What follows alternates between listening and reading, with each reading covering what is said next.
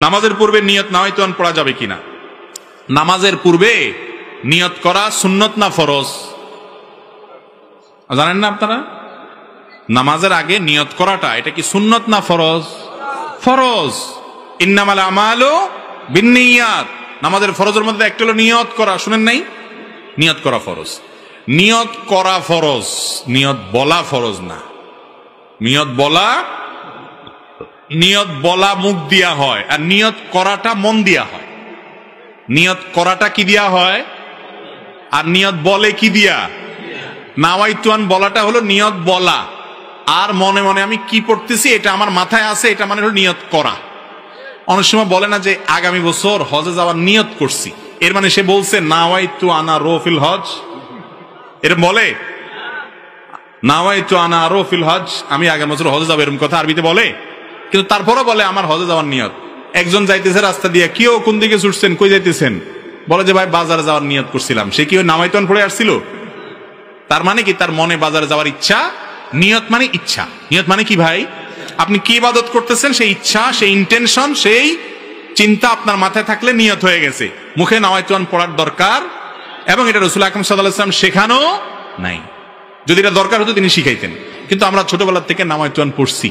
এই নাওয়াইতুন বগদাদি কায়দাতে আছে, ওই মক্কা মদিনার কায়দায় নাই। ইসলাম কি বগদাদ থেকে আসছে না মক্কা মদিনা থেকে আসছে? তাহলে বগদাদি কায়দাটা পড়লে কেমনে হবে? সহজ হিসাব বুঝেন না? আল্লাহ তাআলা আমাদেরকে বুঝার তৌফিক দান করুন। আচ্ছা, নামাজের সময় আপনি নাওয়াইতুন পড়ছেন বুঝলাম।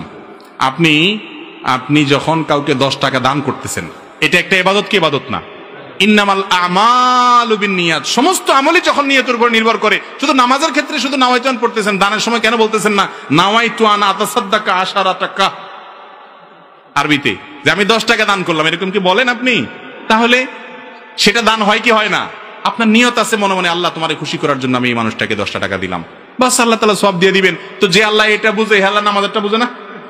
তাহলে বোঝা গেল নামাজের মধ্যে নিয়ত করা ফরজ, কিন্তু সেটা মনে মনে ইন্টেনশন থাকলে, ইচ্ছা থাকলেই চলবে না। মনের ইচ্ছাটাই হলো নিয়ত। আপনি কি নামাজ পড়তেছেন এটা মাথায় থাকলে চলবে, মুখে নাওয়াইতুন পড়ার দরকার।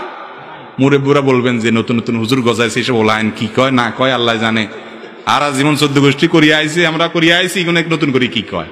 বাবুরে, আপনারা দেখতে খেতে দান লাগান, সব কি দান হয়নি না? কিছু আগাছাও জগা যায়, আগাছাগুলো উঠে দিতে হইব। যদি কন না দানের লগে আগাছা উঠছে, হিগিনো থাক, চলবো? ফসল ভালো হবে? সুন্নতের সাথে কিছু বেদাত, কিছু উল্টাপাল্টা জিনিস আছে।